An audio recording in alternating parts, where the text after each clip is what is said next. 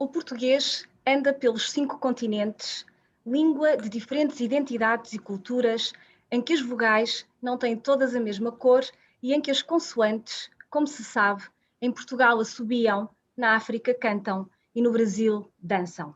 Com as palavras do escritor e poeta português Manuel Alegre, dou as boas-vindas a todos os que connosco vieram hoje celebrar o Dia Mundial da Língua Portuguesa e a Lusofonia. Através deste webinar, coorganizado pelas Embaixadas de Portugal e do Brasil no Canadá e pelo Consulado-Geral de Portugal em Vancouver, de onde partiu esta iniciativa, pretende-se trocar impressões e captar perspectivas futuras sobre a promoção da língua portuguesa no Canadá, junto dos públicos infantil e adulto, lusófono e internacional. Para tanto, convidámos um nome incontornável da literatura infanto-juvenil portuguesa, a Ana Maria Magalhães, e uma referência da literatura e do ensino brasileiros, Godofredo de Oliveira Neto. São ambos professores e escritores que nos vão ajudar nesta reflexão. O painel conta ainda com a presença do professor Manfred Zurr, vice-presidente para as Relações Internacionais da Universidade Concórdia de Edmonton, da professora Gina Barata, diretora da Escola Portuguesa Gil Vicente, também em Edmonton, do professor José Pedro Ferreira, coordenador do ensino português no Canadá, pelo Instituto Camões, e ainda da Tânia Barbosa, lusodescendente, estudante de Medicina Forense na Universidade de Toronto, a completar um minor em português. Estão também connosco, como não poderia deixar de ser, os embaixadores de Portugal e do Brasil no Canadá, bem como meu querido amigo, cônsul-geral do Brasil em Vancouver. A sessão será moderada por mim e pela Rita Sousa Tavares, a Dida Cultural da Embaixada em Ottawa. Sem mais delongas, vamos então dar início a esta celebração, passando a palavra ao Sr. Embaixador de Portugal no Canadá, Sr. Embaixador João da Câmara. Muito obrigada. Muito bom dia, muito boa tarde e muito boa noite para aquelas pessoas que nos seguem a partir da Europa.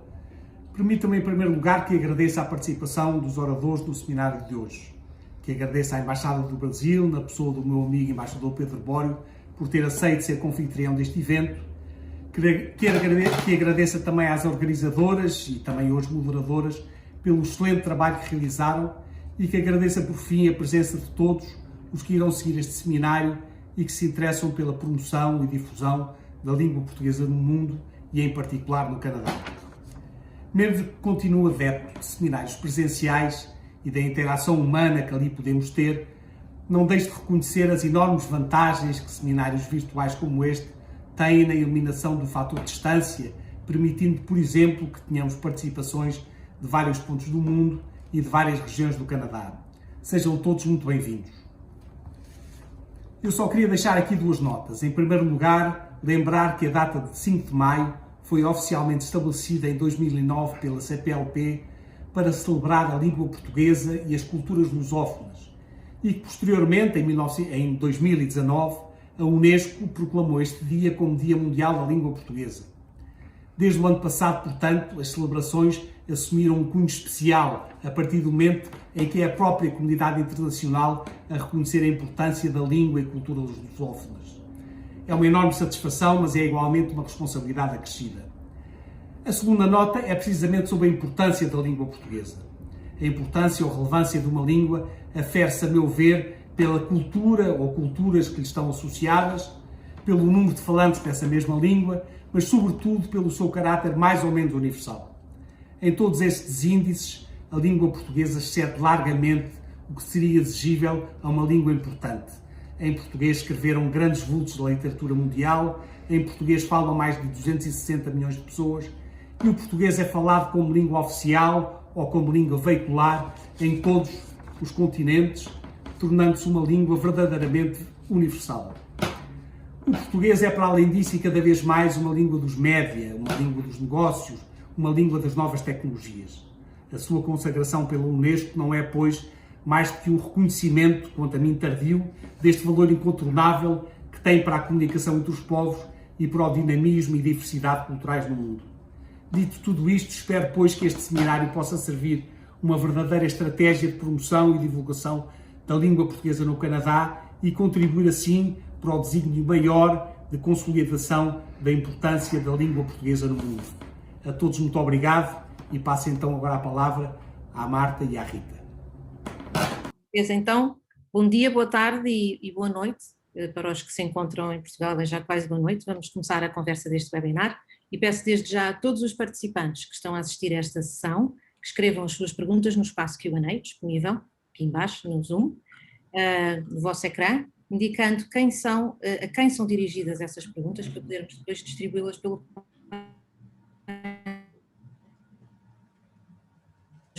ainda aqui ao vivo. Caso não consigamos fazê-lo, iremos depois transmitir as perguntas a cada um dos palestrantes para que possam responder diretamente aos nossos espectadores. Eu vou começar então por perguntar à Ana Maria Magalhães, a quem desde já agradeço estar aqui presente. Ana Maria escreveu, em conjunto com a Isabel Alçada, mais de 120 livros infanto-juvenis, entre os quais a conhecida coleção Uma Aventura, um título que atravessou a infância de todos os portugueses, pelo menos nos últimos 40 anos, se não quase nos últimos 50 anos, muitos destes portugueses a viverem no estrangeiro.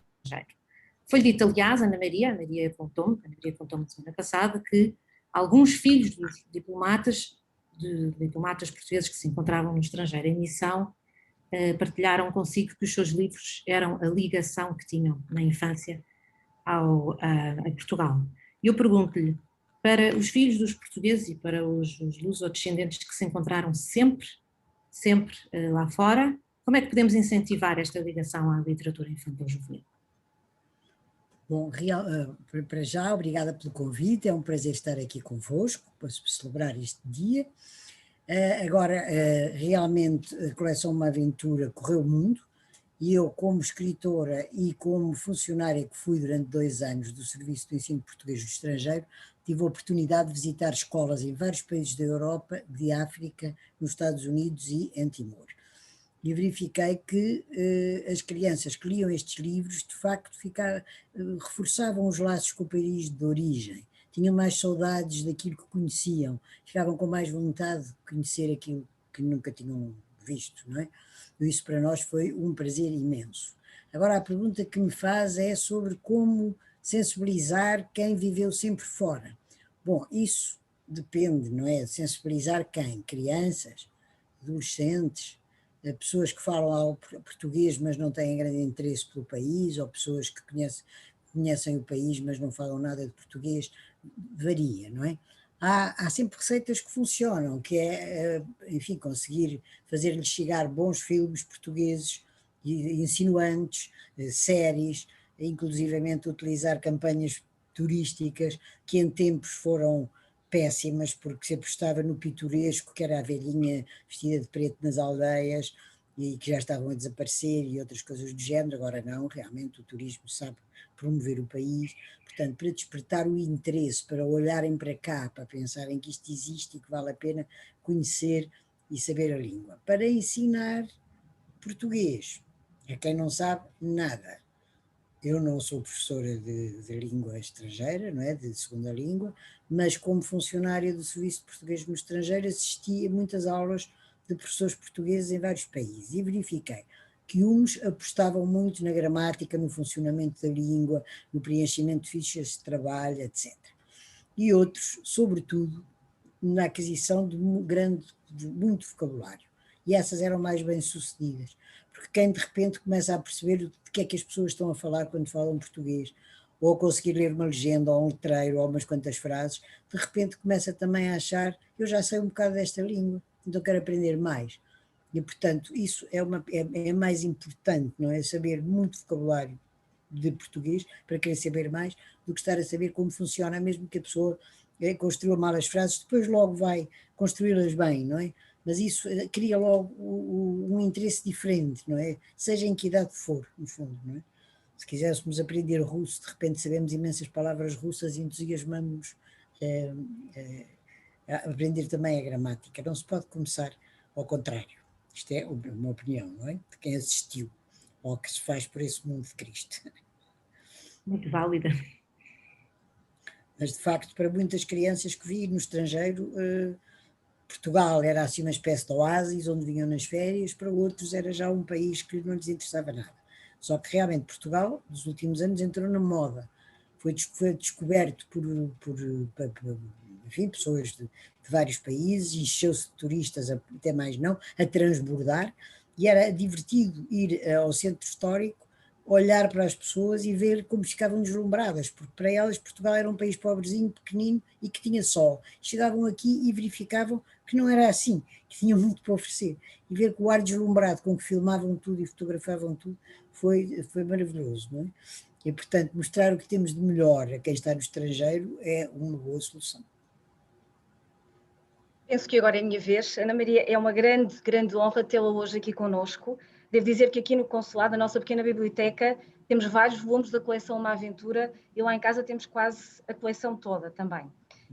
Eu gostava de lhe perguntar se alguma vez imaginou que os livros de Uma Aventura iriam fazer parte da vida de milhares de famílias por esse mundo fora, ajudando a manter viva a língua portuguesa e a ligação ao nosso país, e também, quando escreve, pensa nas crianças da diáspora portuguesa e lusófona espalhadas por esse mundo fora? Muito obrigada.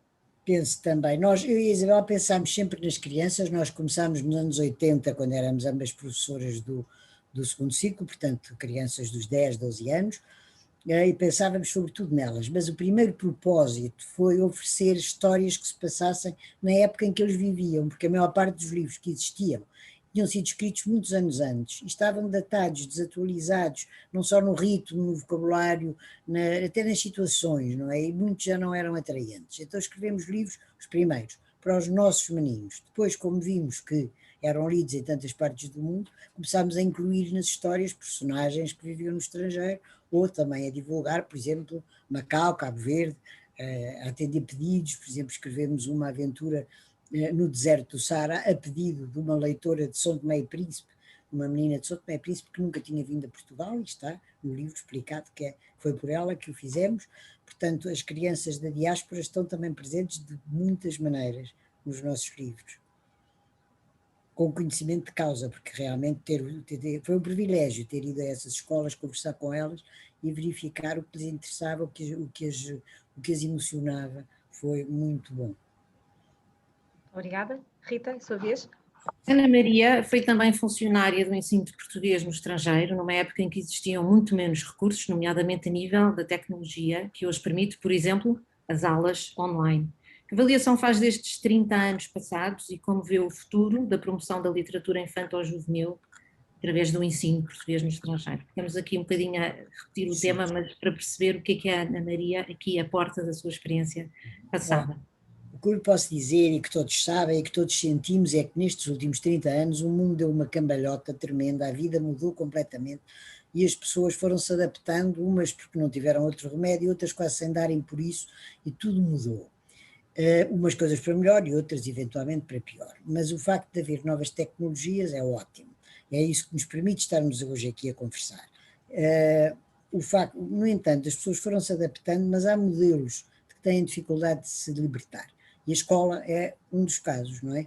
As escolas têm que ser repensadas, porque no fundo, com novos meios e novas tecnologias, o esquema não é muito diferente do que aquilo que era na primeira metade do século XX. E não pode ser, quer dizer, as coisas têm que mudar, mas isso levava-nos a outra conversa. As aulas online, pois foi uma solução agora na pandemia, levaram um salto mortal, mas tive a oportunidade de verificar que tanto online como através da televisão, muitos professores fazem o mesmo que fariam se estivessem com as crianças na aula, que não resulta, não é? Portanto, uma aula online não pode de modo nenhum ser parecido com uma aula dada numa sala de aula, nem sequer no tempo, porque a pessoa aguenta 50 minutos numa sala de aula, porque é o costume, não é? Mas não aguenta 50 minutos diante de um televisor e, portanto, acaba por adormecer ou por se ir embora. E o tipo de propostas e de estratégias também têm que ser outras, não podem ser as mesmas. Mas pronto, há que aproveitar. Eu não posso dizer às pessoas como proceder, porque eu próprio nunca dei aulas online, já estou formada, no meu tempo dei muitas aulas presenciais. Posso é deixar aqui duas sugestões que valem como valem, porque para as pessoas que estão no estrangeiro, e isso eu aprendi como funcionária do ensino de português no estrangeiro, é que cada caso é um caso, quer dizer, o que se passa em cada escola pode ser completamente diferente do que se passa na escola vizinha. E a única maneira de ajudar as pessoas e de as apoiar é ouvir quem está no terreno e perceber de que é que precisam e o que é que lhes seria útil. No entanto, posso deixar aqui alguns conselhos que podem ser mais ou menos universais. Um deles seria estabelecer em contacto com escolas portuguesas para, por exemplo, as crianças trocarem entre si vídeos que fazem nas calmas com os seus telemóveis, através das redes sociais, sobre os sítios onde vivem, aquilo que acham mais engraçado e mais interessante. E que seria até uma surpresa para os professores, porque o que interessa às crianças não é necessariamente o que interessa aos adultos. Depois, outra coisa que eu aconselho aos professores, quer que estejam em presença, quer estejam longe, quer estejam perto, é que surpreendam os alunos. Não há nenhum professor que tenha imaginação suficiente ou que possa fazê-lo em todas as aulas, mas tem que o fazer regularmente, porque se não o fizer, as aulas, em muitos casos, tornam-se maçadoras, vamos lá, não é? E depois ainda, quanto à leitura de livros, eu experimentei muitas estratégias, porque fui professora de português, a única que funcionou sempre, com todas as turmas, quer fossem fracas, médias ou excelentes, é a seguinte: escolher um título adequado a uma determinada turma, que também pode não ser adequado à turma do lado. Não pode ser por imposição exterior, nem pelo prazer próprio do professor. Tem que ser uma história que possa agradar àquela turma em concreto. Obter exemplares, um exemplar para cada 2 alunos, e fazer a leitura na sala de aula em voz alta, de modo que quem está a ler em voz alta lê em voz alta e os outros acompanham lendo o texto em voz baixa, em silêncio, não é? Portanto, ouvem e veem. Isto, passado pouco tempo, as crianças dão um salto qualitativo colossal que vale por milhares de aulas de gramática.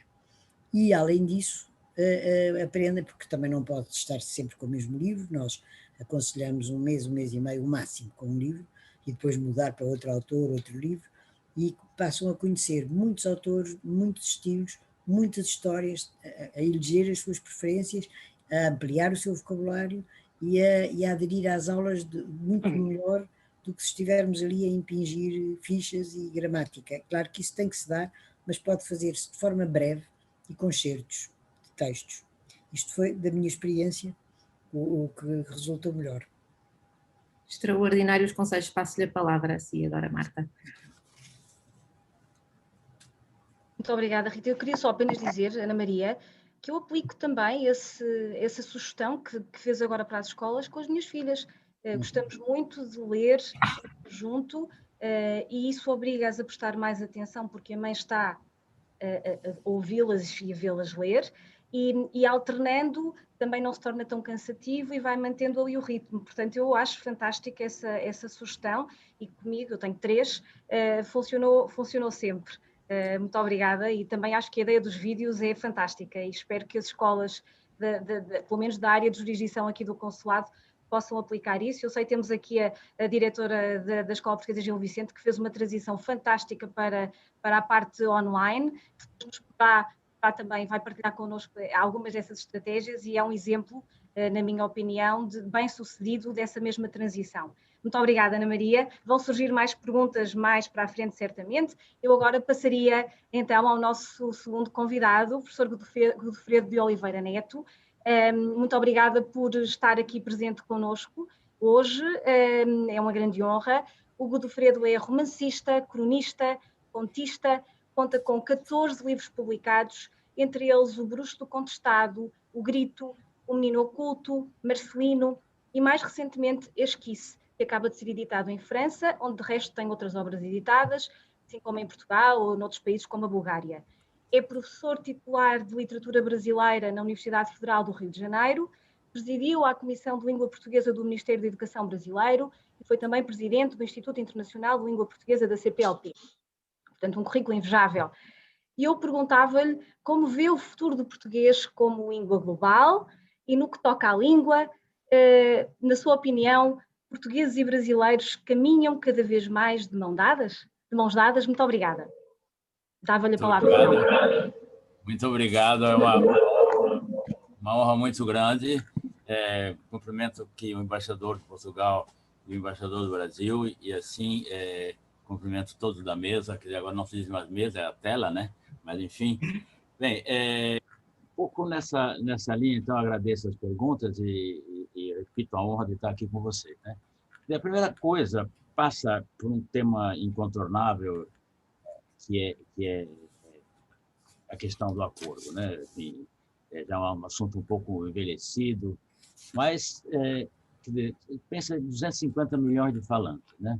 Quer dizer, unificar a ortografia significa, deveria significar, pelo menos na circulação mais livre de livros, principalmente os paradidáticos, como História de Infantis e Infanto-Juvenis. Quer dizer, isso ia dar, né, espero, dar uma força muito grande, potencializa um pouco a união da língua portuguesa nos nossos outros países. Houve alterações nas palavras, né? Calcula-se que 0,45% de vocábulos foram alterados no Brasil e em Portugal 1,45%. Quer dizer, são 2 vezes mais em Portugal, mais do que o dobro, né? E isso teve consequências políticas, me parece importante. Quer dizer, o acordo para, todo mundo sabe, mas enfim, talvez quem possa nos ver depois, quer dizer, o acordo faz parte de um projeto, né, de consolidação do português, da língua portuguesa, com status de língua oficial perante os organismos internacionais. Quer dizer, a existência de 2 normas sempre obrigou a que os organismos internacionais o documento seja impresso, os documentos sejam impressos duplamente, né? Claro que isso é um problema. Então, aliás, é bom ressaltar também que essa unificação é extremamente gráfica, né? Mas nesse ponto aí, eu acho que é um ponto importante para a consolidação da língua portuguesa no mundo. O segundo ponto que eu acho que a gente também, qual a gente não pode fugir, é a internet, né? E a divulgação da língua, da literatura em língua portuguesa que possa fazer, possa amarrar esses 8 países. Quer dizer, as redes sociais multiplicaram por 10 a divulgação da literatura no mundo, né? A literatura de língua portuguesa também, obviamente, né? Por exemplo, a obra de Clarice Lispector ganhou o mundo com a internet. Autores africanos de língua portuguesa estão muito presentes no Brasil contemporâneo. Autores portugueses escrevem nos grandes jornais do Rio e de São Paulo, cotidianamente, né? Então é claro que a democratização de opiniões e essa interatividade proporcionada pelas redes é um ponto positivo, claro. Mas há um ponto complicado. A superficialidade, será que ameaça a literatura? Ou seja, haverá uma perda da aura da obra de arte com o excesso de exposição, né? Visando principalmente ali os laicos e uma superexposição do autor, né? Quer dizer, o romance pode se tornar apenas mais um produto, né, nessa enorme massa de obras reproduzidas tecnicamente, algo assim, eu diria, descartável, né? E vem a questão da língua portuguesa, quer dizer, dentro da internet. As expressões típicas da linguagem mediática são, como nós sabemos, a esmagadora maioria de base inglesa, em inglês, né? Quer dizer, como se comporta a língua portuguesa, então, nesse cenário de internet, né? O Brasil tem, como se sabe, uma política de promoção da língua portuguesa no exterior, coordenada pelo Itamaraty, num trabalho de reconhecida competência e de excelência, com os leitorados, os centros de estudo brasileiro nas embaixadas. Também, é claro, Portugal, com o Instituto Camões, faz um trabalho absolutamente notável, né? Agora, a hegemonia cultural dos Estados Unidos é preponderante. E é em tudo, né? Agora, é engraçado que agora, nessa pandemia e no isolamento, aqui no Brasil tem uma expressão, agora com o negócio de delivery e comprar para trazer para casa, quer dizer, tem essa expressão muito simpática que é isso para viagem.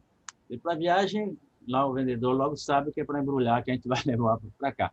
Agora, no restaurante aqui perto da minha casa, não tem mais é take away. Não, eu digo, mas desde quando você acha que está assim? Agora, então, assim, é uma coisa muito presente, né? Quer dizer, então, essa homogeneização da cultura, me parece, exige, dos países cuja cultura justamente não é hegemônica, como são os países de língua portuguesa, exige uma concepção talvez um pouco contrária, quer dizer, que é a valorização da diversidade. Não tem como fugir disso, quer dizer, como assim? Através de acordos de cooperação entre países, com interesses comuns, e a implementação de políticas culturais que vão fortalecer suas esferas políticas econômicas e culturais. Quer dizer, aí sim o suporte tecnológico pode ajudar muito. Quer dizer, me parece que uma CPLP, como já foi citada, forte, muito forte, me parece uma das soluções, né? O intercâmbio cultural entre os povos de língua portuguesa nos nossos 8 países aumentou muito, na verdade, né? Mas há digamos, não sei se foi assim assimilado para valer nas nossas nações a ideia de que é uma integração dos países de língua portuguesa, uma comunidade, né? E o internetês, vou chamar assim, é absolutamente inevitável, né? Mas veja, o que eu penso, quer dizer, o que poderia ser um paradoxo, quer dizer, a língua portuguesa no Brasil sai fortalecida se a gente entender que o Brasil linguístico inclui todas as variedades de português praticada no Brasil, né? Inclui as manifestações remanescentes de línguas africanas, as línguas indígenas, não pode esquecer, e até as línguas de imigração. Quer dizer, essa é a nação brasileira, né? É o mosaico brasileiro. E a língua portuguesa no Brasil paira dentro e acima desse mosaico. Quer dizer, isso pode ser um exemplo de como está a questão da valorização, me parece, da diversidade, né? Não sei se eu ainda tenho tempo, que eu te pergunto, quer dizer, eu acho que para que a língua portuguesa, então, se torne global, é de fato uma tarefa absolutamente gigantesca. Mas eu acho que a gente pode pensar, né? Como eu disse, reforçar para valer a CPLP, né? Claro, aí não passa só por uma questão linguística. Eu vejo que desde a integração total de Portugal à União Europeia, Portugal está virado para a Europa e entende-se perfeitamente isso, né? A partir daí houve um distanciamento talvez maior de português em relação aos brasileiros, então foge da questão linguística. Tudo se potencializou ainda mais com a imigração de brasileiros para Portugal, né? Mas, enfim, claro, isso talvez até tenha piorado agora com a pandemia, né? Mas eu acho que são coisas pequenas diante da grandiosidade da unificação da língua portuguesa no mundo. Quer dizer, junto com a CPLP, eu penso que a ideia de buscar blocos comuns, por exemplo, eu participei numa ocasião, durante vários anos, uma iniciativa linda da Dinamarca, da Universidade de Aarhus, tem essa prática já centenária de trabalhar as diferenças linguísticas entre a Dinamarca, a Suécia e a Noruega, que há pequenas diferenças. Então, a partir dessa experiência, houve ali uma ideia de fazer a mesma coisa com as línguas românicas. Quer dizer, mostraria pequenas diferenças e, enfim, cada um poderia falar na sua língua e todos se compreenderiam. É um exemplo. Aliás, saíram obras sobre isso. É um exemplo assim de tentativa de tornar um bloco de pensamento. Não estou dizendo que isso possa acontecer, mas, enfim, essa ideia, né, de união linguística, eu acho que é bastante positiva, né?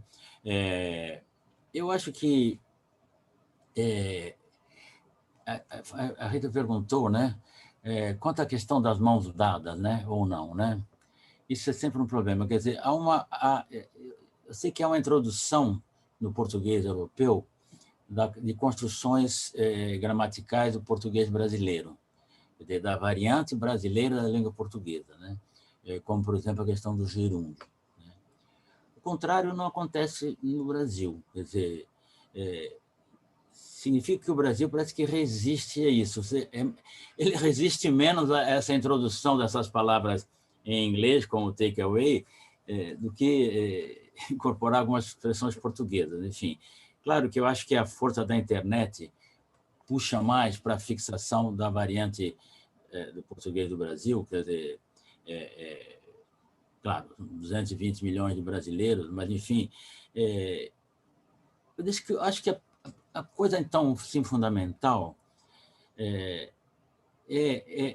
ter consciência, né? Termos todos consciência de que existem 8 países que utilizam a língua portuguesa, né? Parece uma coisa óbvia, mas não é para os brasileiros, né? Essa foi uma luta que eu travei durante muito tempo, esse entendimento que há 8 países que utilizam a mesma língua que o Brasil utiliza, né?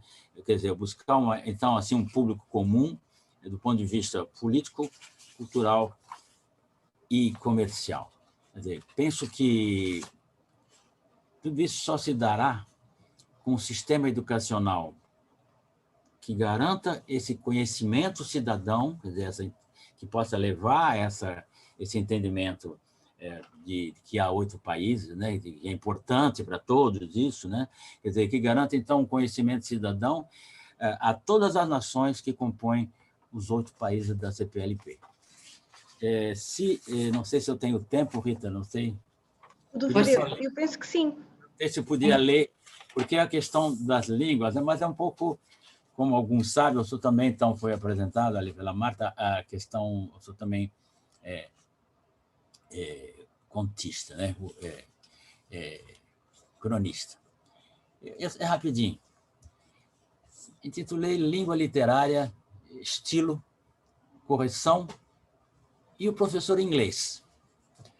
O professor da London School of Economics até agora não deve ter entendido. Eu fora ao Museu Nacional, magnífica instituição da Universidade Federal do Rio de Janeiro, na Imperial Quinta da Boa Vista, no bairro de São Cristóvão, para uma pesquisa sobre a interpretação do conceito de correção gramatical nas línguas indígenas. Infelizmente, o Museu Nacional, como sabem, foi destruído pelo fogo. O professor lia no PowerPoint, num português carregado, mas corretíssimo. Esmerava-se nas frases, pronunciando uma por uma devagar, a pontuação indicando a musicalidade exigida, com entonação algo exagerada. A conferência durou pouco.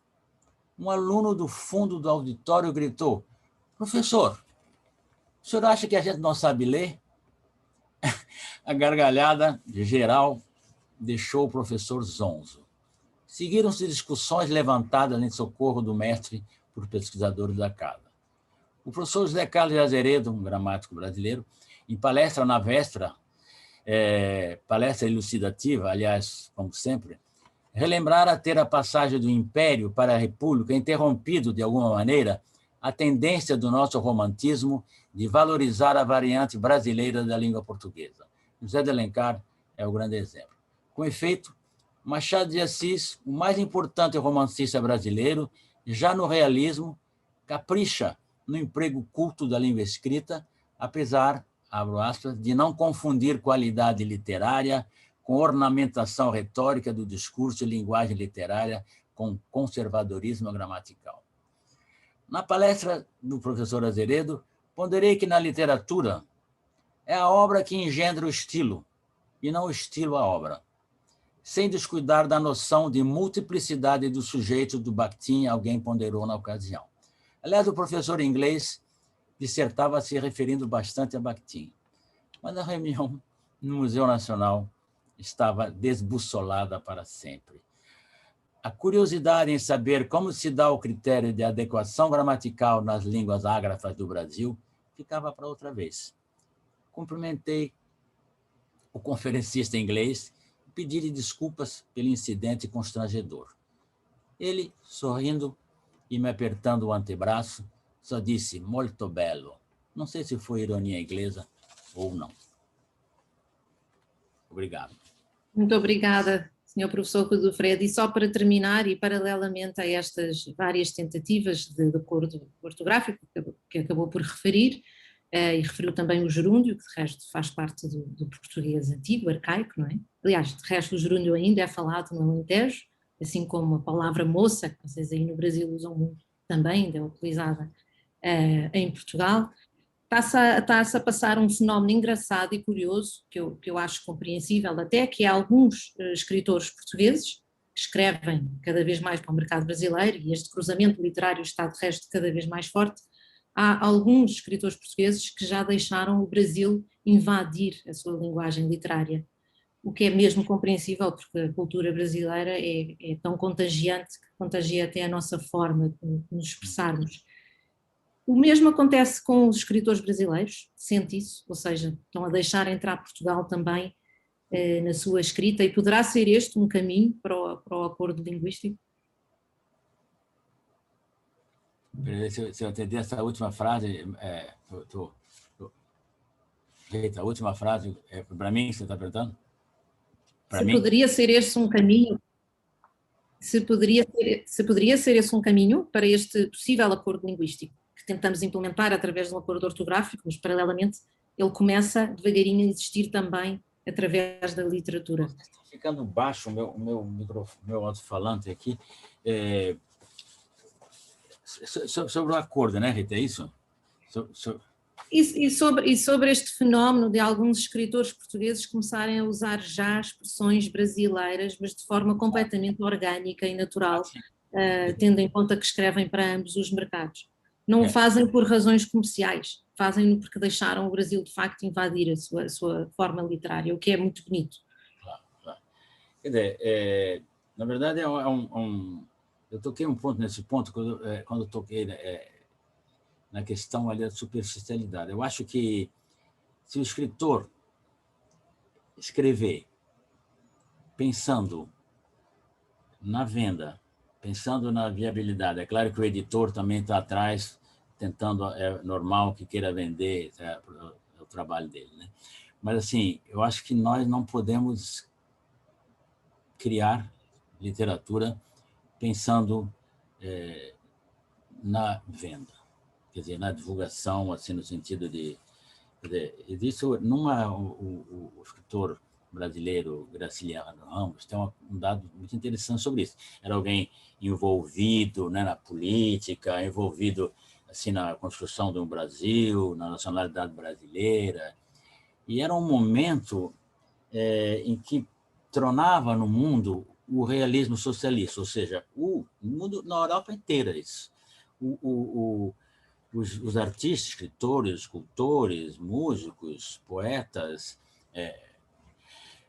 todos deveriam trabalhar, criar, tentando contribuir para a fixação de uma proposta ideológica, política, socioeconômica, etc., né, que todo mundo sabe. E o Graciliano era um desses, visto como autor, extremamente envolvido. Num dos seus romances, chamado São Bernardo, ele tem ali uma cena no início, é um dono de uma fazenda que comprou a fazenda a preço de banana, porque enganou lá o herdeiro bêbado e tal.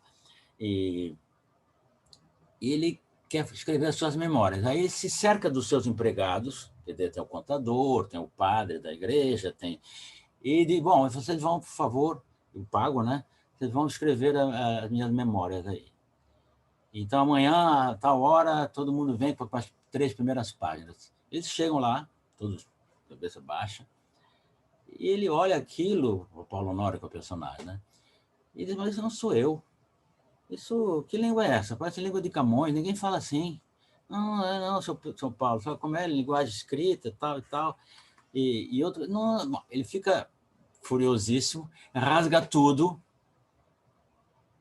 e diz, não, isso eu não quero mais. Aí, o que eu penso? Quer dizer, para o escritor, quer dizer, uma imagem, né, que o Graciliano está passando, quer dizer, escrever sob encomenda não dá. E isso vindo de um sujeito absolutamente engajado politicamente, mas como escritor, como artista, disse, não, isso eu não faço. O partido pode me pedir, mas eu não faço.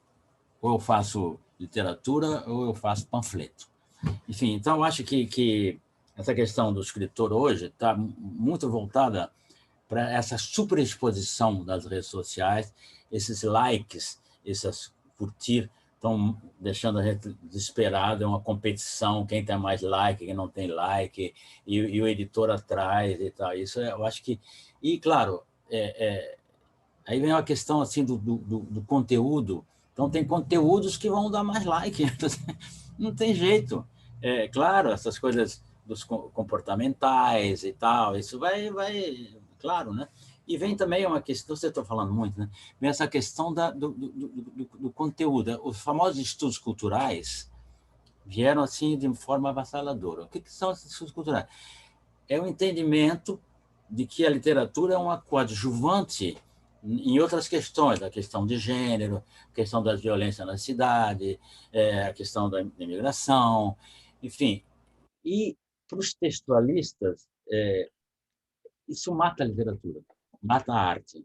E a literatura se transforma num tipo de um panfleto, de um documento que vai facilitar o entendimento dessas questões, né? E aí tem uma discussão na Faculdade de Letras disso, muito séria. Bom, vai acabar, então. Não, eu acho que o que interessa a Faculdade de Letras é a estética, é como tudo isso é transposto para o papel. Aí sim a questão da arte, quer dizer, a forma, né? Quer dizer, a forma é que faz, eu li há pouco isso, a forma é que faz o texto. Então, assim, mas é inevitável essa questão. Então, assim, mercado grande brasileiro, então o escritor português pensa, bom, se eu entrar no mercado brasileiro, eu venderei mais, né?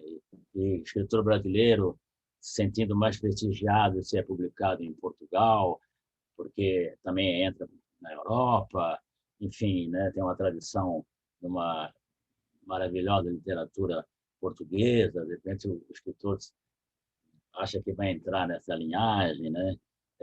Esse Marcelina que você citou, um pouco, está publicado em Portugal também. Quer dizer, claro, isso dá uma certa emoção, entendeu? Assim, uma emoção para quem era, digamos, numa ex-colônia, né? Que vai ainda tem essa coisa da metrópole. E a questão de correção gramatical, quer dizer, nenhum escritor brasileiro vai achar que o escritor português está escrevendo errado. Ao contrário, sim. A norma gramatical portuguesa, apesar de Portugal de não ser reproduzida no Brasil, ela é vista como um certo respeito, um grande respeito. Então, não se usa aqui, mas é um respeito muito grande. Então, eu acho que, assim como a questão da cultura e a estética, eu acho que dá para conciliar, um não vai matar o outro, eu acho que... Assim também, essas duas variações, variâncias da língua portuguesa no mundo, né? Acho que podemos chegar a um acordo e estamos chegando. Eu vi, por exemplo, o Miguel Sousa Tavares escreve no jornal Globo, que é o grande jornal do Rio de Janeiro, cotidiano. Né? Quer dizer, então, o escritor, isso são coisas novas, positivas, né? Que vêm desse intercâmbio. Né? Eu falei da Clarice, escritora. A literatura portuguesa, né, é muito estudada no Brasil. A maior universidade, a minha universidade é onde tem a Clenícia Berardinelli, que todos conhecem, enfim, tem um setor muito forte de literatura portuguesa, muito, muito forte, muito cobiçado pelos alunos, enfim, todos querem estudar ali. Enfim, talvez menos, menos em contrapartida. Veja bem, é engraçado porque há essa entrada da variante brasileira da língua portuguesa, como foi dito aqui pela Rita, em Portugal, mas assim, se estuda menos literatura brasileira em Portugal. Então, a primeira vez que eu fui, só encerrando agora de fato, eu vi assim, naquele hotel perto ali da Brasileira, e aí tem aquela livraria perto, aí estava ali assim, Brasil, assim, literatura assim, o Irã, Iraque, do Brasil. Mas está ali junto com os outros países. Estava ali, não sei se ainda é assim, não faz muito tempo isso. Né? Mas, enfim, mas eu vejo tudo muito positivamente. Eu acho que a nossa esse encontro aqui hoje mesmo já significa isso, né? Essa união. Agradeço aí a chamada do embaixador do Brasil, que me dá essa honra, e peço desculpas já a Marta e a Rita de estar falando tanto, mas enfim, é a emoção. Muito obrigada pelo seu contributo e vamos continuar a explorar a principal ferramenta para promover o português no estrangeiro, que é o ensino. Vou passar a palavra à Marta. Muito obrigada, Rita. Eu passaria agora ao professor José Pedro Ferreira, que é o representante do Camões no Canadá e coordenador do ensino de português no Canadá. Professor José Pedro, eu pedia-lhe se nos falava ou se nos dava o ponto de situação do ensino português no Canadá, no que respeita naturalmente à rede de ensino que é apoiada pelo Camões, e pedir-lhe também que nos indicasse quais são para si os seus maiores desafios neste trabalho de promover e difundir a língua portuguesa por este país tão grande como o Canadá. Muito obrigada.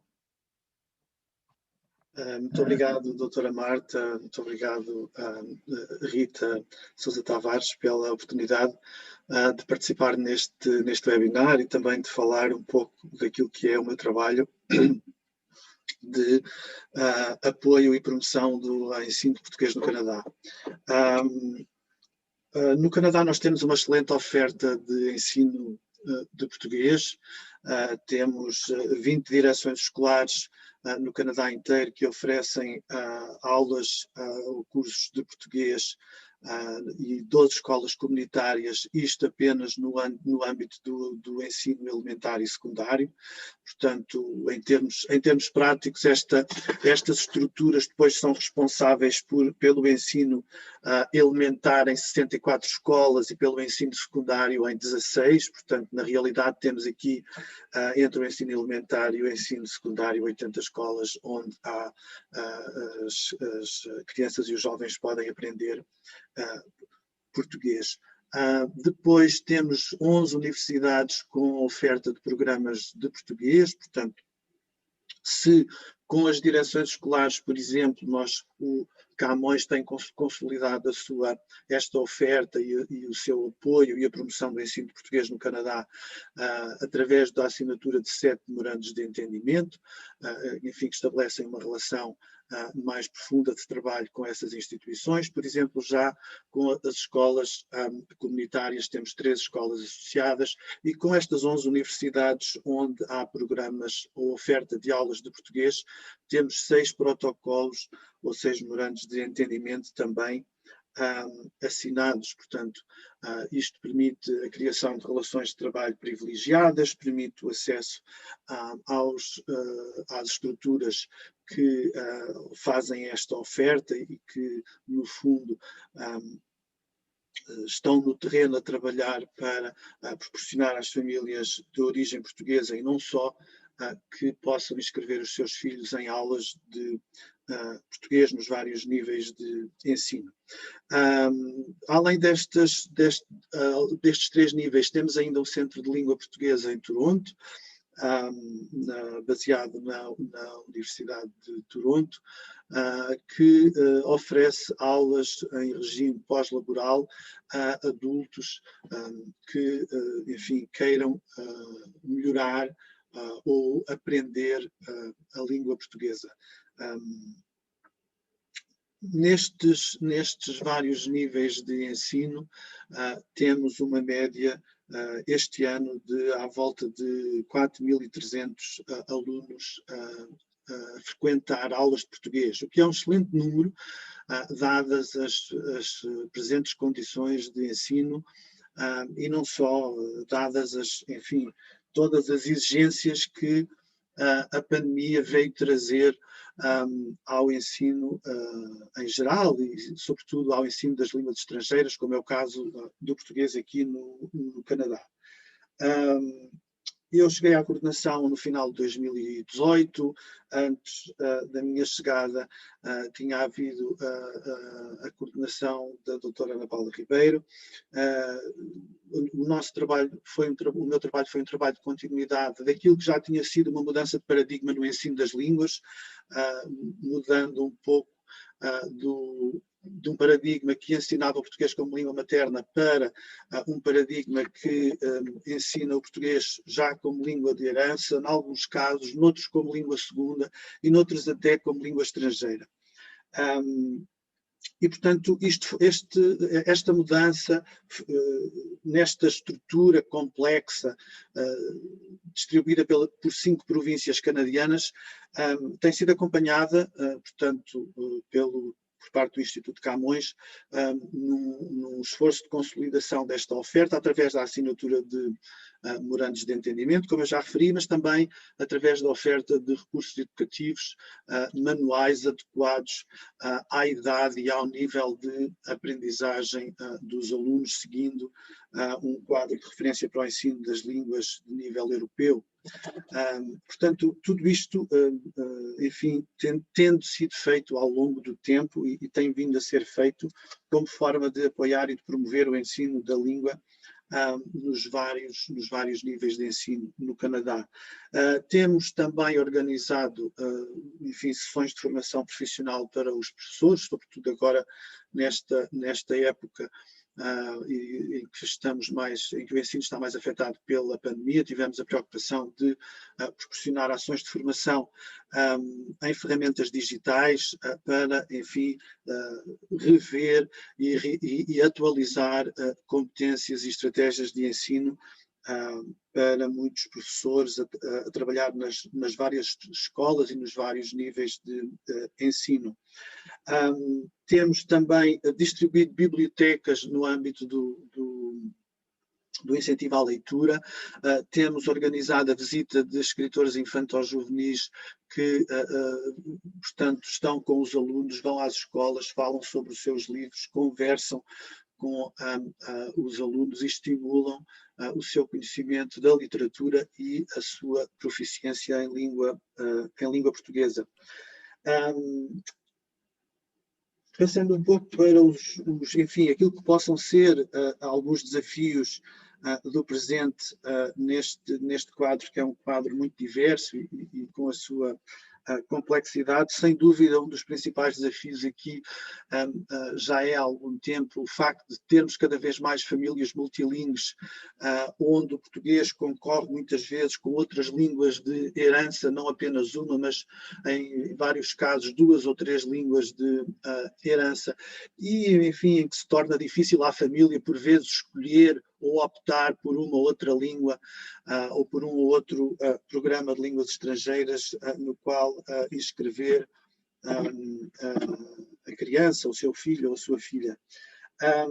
Este é um dos desafios.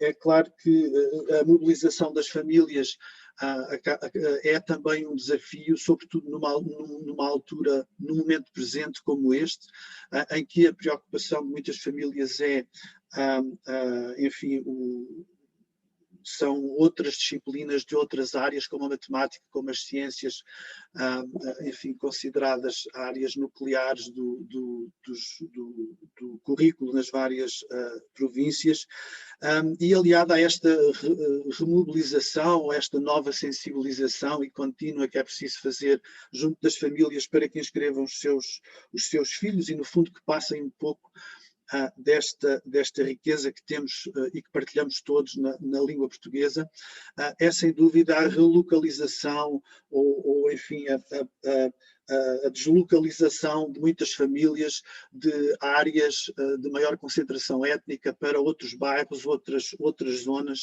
e provocando alguma dispersão que depois se torna um pouco mais complexa no sentido de organizar a oferta das várias aulas de português disponibilizadas pelas direções escolares nas várias escolas.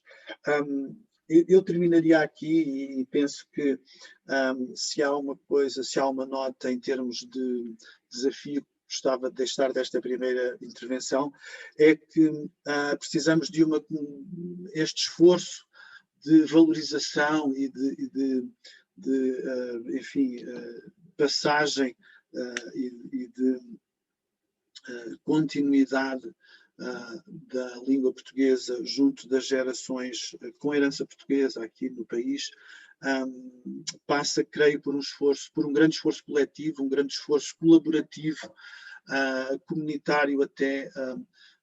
Portanto, temos de manter a língua e temos de continuar a preservar e a passar a língua às gerações futuras através deste esforço colaborativo e coletivo na comunidade. Muito obrigado. Muito obrigada, professor José Pedro Ferreira, concordo plenamente consigo e penso também, pela experiência que tenho, que este esforço coletivo também com os outros países de língua portuguesa é essencial. Aqui em Vancouver, o Consulado de Portugal trabalha sempre em parceria e de mãos dadas com o Consulado do Brasil e tem funcionado muito bem. Muito obrigada. Eu vou agora dar a palavra à Rita para continuarmos a nossa discussão. Obrigada, Marta. Eu vou agarrar aqui num ponto muito importante referido pelo professor José Pedro Ferreira, que é a mobilização das famílias, e vou transportar essa questão diretamente à professora Gina Barata. Professora Gina, o que é que diria aos pais de uma criança ou de um jovem sobre as vantagens de aprender português, além da ligação à sua cultura, no caso dos luso-descendentes, que outra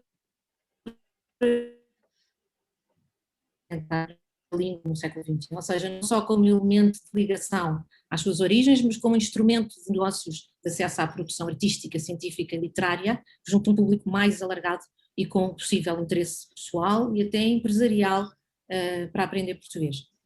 Quais são os seus mecanismos de atração deste público? Doutora Rita, muito obrigado pelo convite. Aliás, agradeço a organização do webinar. Acho que nós, na Escola Portuguesa Gil Vicente, acreditamos que este tipo de conversas e mesas redondas, mesmo que sejam virtuais, não é? Aliás, que sejam muitas delas virtuais, não é? São pontos essenciais para falarmos sobre como levamos a língua portuguesa para um futuro. Muito obrigada pelo convite em relação à Escola Portuguesa Gil Vicente. Em relação à sua pergunta, pergunta-me o que é que diria uma criança ou um jovem sobre as vantagens de aprender o português. A pergunta era mais direcionada ao que é que diriam aos pais da criança, porque é mais difícil mobilizar a criança, não é? Exato, eu acho que sim, acho que há uma importância em relação aos pais e o professor Dr. José Pedro Ferreira mencionou isso, que é a realidade que acontece hoje em dia é nós temos uma geração de portugueses, luso-descendentes já nascidos no Canadá e que já estão casados, estão casados com pessoas de outras nacionalidades, o que realmente há, por vezes pode-se encarar isto como um certo tipo de competição entre línguas, não é? Qual é que é a língua mais importante para a família ou no contexto social. O que leva a pensar porque é que qual é a importância de aprender o português, não é? E de ensinar o português. E isso tem a ver com a história, quer dizer, é necessário conhecer a história dos nossos antepassados, a nossa história, compreender a história mundial também, o papel que portanto, a língua portuguesa tem no contexto mundial, entender a prática das nossas práticas culturais, não é? E também temos que olhar para a questão realista de uma língua que é falada por mais de 260 milhões de pessoas por todo o mundo, em todos os continentes. Nós podemos ir a qualquer continente e encontrar pessoas que falam português, e isso é uma riqueza muito, muito grande. E a nível de futuro é também nós podemos encarar a língua portuguesa como uma língua que está presente nos organismos internacionais, como o professor Godofredo mencionou. Temos melhores oportunidades de trabalho no mercado globalizado em que vivemos, não é? Podemos até estar no Canadá e estar a trabalhar para uma empresa em Portugal ou noutro país, onde haja a necessidade de ter pessoas que façam uma ligação intercultural com comunidades falantes do português ou tradução. E tem também um papel importantíssimo como língua nos projetos de voluntariado e no desenvolvimento de países em desenvolvimento, quer dizer, há uma herança que deixamos não é, nos países, mas também acho que é importante mencionar que a língua é algo vivo, não é? Existe num contexto geográfico também, daí a variante no Brasil, haver uma língua, portanto, haver uma variante em Cabo Verde, haver diferentes formas de falar o português. Eu, na minha perspectiva, julgo que a criação, a tentativa e a implementação do acordo ortográfico é fundamental para a unicidade, para estarmos todos juntos nesta afirmação. Não é luta, não é batalha, é nesta afirmação da língua portuguesa no mundo. E isso passa muito pela produção, e a produção a nível científico, a nível, portanto, artigos científicos em português. Sim, vamos falar em ciência em português, vamos não é, escrever em português nas redes sociais. Se calhar é preciso tradução, sim, mas vamos fazer essa segunda parte também da tradução em inglês, para também mostrarmos e construirmos essas pontes. O professor José Pedro Ferreira mencionou portanto, na questão fundamental do trabalho em comunidade, do trabalho colaborativo. E isso é fundamental em tudo. Indo muito à questão da comunidade, não é? Quer dizer, na parte macro, não digo macroeconómica, mas no formato macro, por exemplo, o apoio do governo português e do governo brasileiro é fundamental, não é? O governo português, através do Instituto de Camões, com o apoio prático de manuais adaptados ao público, aos alunos aprendentes do português no Canadá e noutros países, portanto, pelo mundo fora. Há uma parte muito prática de lá está trazer livros, trazer eventos com escritores portugueses, de trabalhar-se nessa perspectiva, mas depois a própria comunidade, a própria escola, no seu, por exemplo, a realidade da Escola Portuguesa Gil Vicente, nós temos 53 alunos neste momento, incluindo adultos que estão também a aprender o português. Temos crianças desde os 4 anos até aos, temos 50 e poucos anos. Portanto, esse trabalho de criar uma comunidade na escola, mas depois mostrar o que é que a comunidade portuguesa e a comunidade de falantes do português nessa própria área geográfica está a fazer é essencial. Ok, se calhar numa escola nós estávamos a fazer, por exemplo, a nível presencial, nós colocávamos sempre uma mesa pelos eventos da comunidade. Por exemplo, é um exemplo, porque há pais que só vêm à escola, só conhecem a escola, não conhecem outros pontos da comunidade, não é? E isso é fundamental, portanto, trabalhar com as associações culturais, mapear o que existe a nível da comunidade, para depois também potencializarmos o uso da língua nesses sítios, porque assim, a escola, a realidade que nós estamos a passar é: a escola fornece 4 horas de ensino do português por semana. 4 horas. Quando, se calhar, nos anos 80 haveria 3 dias de aulas, com 6 horas de exposição ao português, havia pais a falarem em casa o português, e agora é muito diferente, não é? 4 horas por semana. Ora, como é que nós potenciamos esse uso da língua, não é? Lá está a professora Ana Maria Magalhães, mencionou, deu-nos uma excelente ideia, a questão da criação de vídeos, e enviarmos os vídeos para escolas portuguesas e vice-versa, não é? Mostrar como se vive no Canadá. Outro exemplo é, portanto, as crianças, os pais, ao saberem esses outros pontos de contacto, não é? Associações culturais que têm eventos, a igreja, não é? Portanto, há aqui os cafés portugueses, negócios portugueses, quer dizer, tudo isto cria uma comunidade mais forte também, que se entreajuda ainda mais, e que, não é, faz as coisas crescerem, e é um bocadinho por aí que nós tentamos trabalhar e que tentamos mostrar aos pais. E depois é a questão do orgulho, o orgulho de ser português, o orgulho de ser brasileiro, o orgulho de se falar em português, não é? A vantagem que é nós estarmos em qualquer sítio e estarmos a falar em português e estarmos a ouvir em inglês e compreendermos ambas as línguas, e isso é fundamental e é uma riqueza muito grande, e é isso que nós tentamos também passar. Mas queria só mencionar uma coisa, antes de, se calhar, terminar, que é, há realmente, perante a realidade que nós estamos a viver, que é pais que são já nascidos aqui e que, quer dizer, herdaram a língua portuguesa dos seus pais, mas que não têm aquela estrutura, ou quer dizer, que têm receio de ensinar o português em casa, porque pensam que não sabem a gramática ou estão a ensinar mal. Não tenham receio, não tenham receio. Assim, a escola é um espaço formal do ensino da língua, da língua e cultura, portanto, portuguesas, mas parte de casa, passar esse orgulho também no falar em português. E uma parte prática poderia ser, talvez à terça-feira falemos em português, vamos para a cozinha e agora vais-me dizer tudo o que sabes de utensílios de cozinha em português.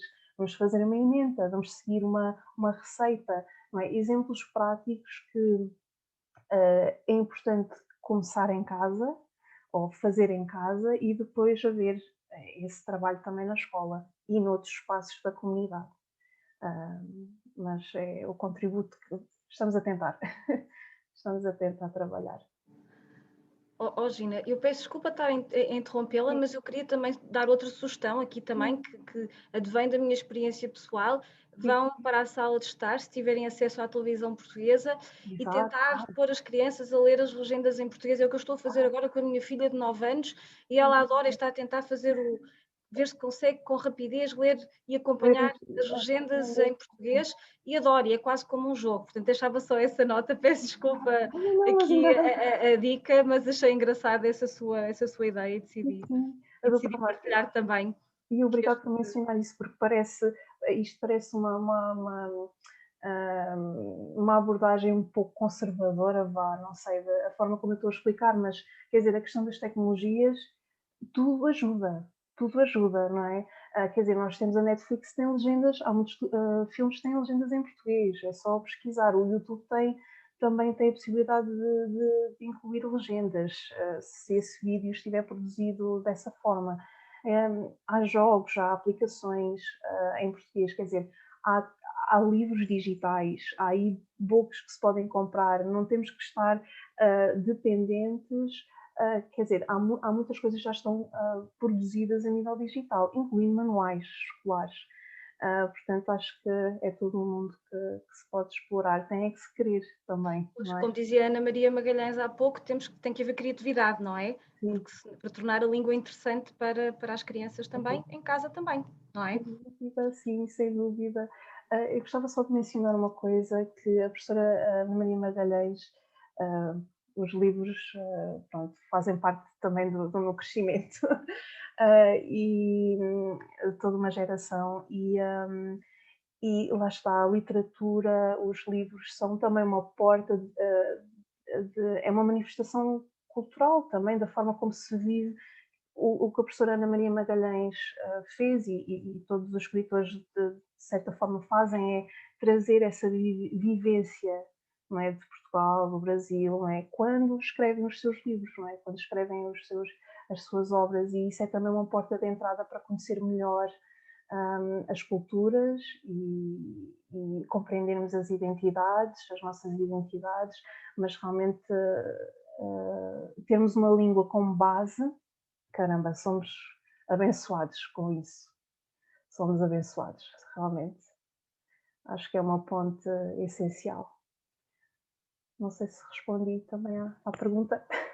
Respondeu a tudo e mais alguma coisa, não, respondeu a tudo muito bem, mas para concluir eu queria voltar a reforçar que o seu caso e a sua escola é realmente uma escola de sucesso, e como já foi aqui referido, até durante a pandemia conseguiu manter um nível alto dos alunos e da adesão às aulas, porque soube tirar partido da melhor forma da tecnologia. Qual é o seu conselho para os outros diretores das escolas que lecionam português no Canadá? É assim, como já também foi mencionado, eu acho que é caso a caso, não é? Nós o que fizemos no ano passado, e há muito trabalho para ser feito, mas o que fizemos foi sempre estar em contacto com os pais, perceber, portanto, a tecnologia que tinham em casa, não é? Saber que se havia algum tipo de impedimento para, não é? Auscultarmos os pais, não é? Vindo as idades das crianças, e depois os professores apresentaram a sua proposta para ensinar, portanto, dar continuidade ao ensino do português, porque nós o que achamos, e acho que tinha mencionado a doutora Rita antes, e acho que eu já tinha tido esta conversa com a doutora Marta, nós achamos sempre fundamental a continuidade do ensino, e minimizarmos ao máximo a disruptura que tudo isto que se está a passar com o Covid-19 obriga, não é? Portanto, nós queríamos manter a estabilidade, manter a continuidade e apresentar soluções que fossem de encontro de encontro às nossas famílias e aos nossos alunos. Eu acho que o conselho que posso dar é manterem os canais de comunicação abertos, comunicarem com os pais, perceberem, não é, enviarem e-mail, telefonarem, manterem esse contacto direto e perceber quais é que são as dificuldades e depois tentar trabalhar essas dificuldades e encontrar soluções. Acho que é muito por aí, comunicação. Muito obrigada. Obrigada. Marta, passo-lhe a palavra. Muito obrigada, Gina. E eu passaria agora para o professor Manfred Zuck, que é vice-presidente para as Relações Internacionais da Universidade de Concórdia, onde está prevista a criação, a breve trecho, assim o espero, de um curso de português. Professor Manfred, seja bem-vindo, é ótimo tê-lo connosco. A Universidade de Concórdia faz, como é sabido, uma aposta forte na internacionalização, tendo assinado em maio de 2019 um protocolo de cooperação com o Camões. Mas antes disso, já trabalhava em parceria com a Universidade do Porto, por exemplo, para intercâmbio de staff, de professores e de funcionários. A minha pergunta para si, professor, é a seguinte: quais as vantagens deste tipo de cooperação na perspectiva da oferta do ensino de português para o corpo docente e discente da Concórdia, que esperamos venha a ser uma realidade, então, a breve trecho? Muito obrigada. Muito obrigado, senhoras e senhores, autoridades de Portugal e do Brasil. É uma grande honra de estar aqui nesse evento. Eu falo de Edmonton, Alberta. Eu sou pró-reitor para Assuntos Externos e Internacionais. E a Universidade Concórdia de Edmonton está fazendo 100 anos hoje, assim, nesse ano agora. Não tem relação com a Concórdia de Montreal, só para deixar isso mais claro, porque existe uma confusão com os nomes, né? A Universidade de Montreal é mais recente, dos anos 70, a nossa é de 1921. É uma universidade pequena, sempre foi, uns 3 mil alunos, mas em 2012 eu fui contratado como pró-reitor para começar a internacionalização da universidade. E nessa missão nós começamos, com uma visão do reitor anterior, a fazer os contatos de onde eu sou do Brasil, com o Brasil, naquele primeiro ano, e aí fomos para a Europa. E aí, naquele primeiro ano ainda, já tivemos contato com a Universidade do Porto. Então, nós temos hoje quase 20 convênios com o Brasil, em vários estados. Uma das 3 regiões prioritárias da Concórdia para a internacionalização é Brasil, Europa e China. Na Europa, uma das mais fortes parceiras e queridas parceiras nossas é a Universidade do Porto. Também um dos primeiros convênios assinados. Nosso contato vai do Portugal ao Ural, da Islândia, até o sul da Itália, e sim. Mas a Universidade do Porto é muito forte, né, a Concórdia, na questão do Erasmus Plus. Essa bolsa europeia, agora imagine, a Universidade de Concórdia com 3 mil alunos, pequena, nós conseguimos já mandar para o Portugal pelo menos 7 professores e funcionários, e alunos também. Os alunos não são contados aqui, só professores e funcionários, 7 já para Portugal, e recebemos também vários do Porto lá aqui na nossa universidade. Então, isso é uma coisa muito forte. Nós assinamos com Camões, o professor José Pedro, prazer em revê-lo aqui, há uns anos atrás, e olhem só, em 2019, em fevereiro, o nosso novo escritório de extensão e cultura, que nós estabelecemos em 2018, ofereceu um primeiro curso na Concórdia de cultura gaúcha e iniciação ao português, porque uma aluna estagiária do sul do Brasil estava aí e que se ofereceu a dar esse curso de 3 meses. E aí, quase 10 alunos participaram desse primeiro curso. Foi muito divertido e foi bom. Quando nós enviamos alunos para o Brasil e para Portugal, para grupos, eu compilei uma lista de 7 páginas em espaço 1, com expressões em português que eles podem usar na rua, ou nas lojas, ou onde vão. isso tem sido interessante, conforme o testemunho deles. Então, existe uma grande interação com o Brasil e com o Portugal, e isso para nós é importante porque nós estamos colocando as bases para essa questão da extensão e talvez, quem sabe, cursos para crédito um dia, na Universidade de Concórdia também.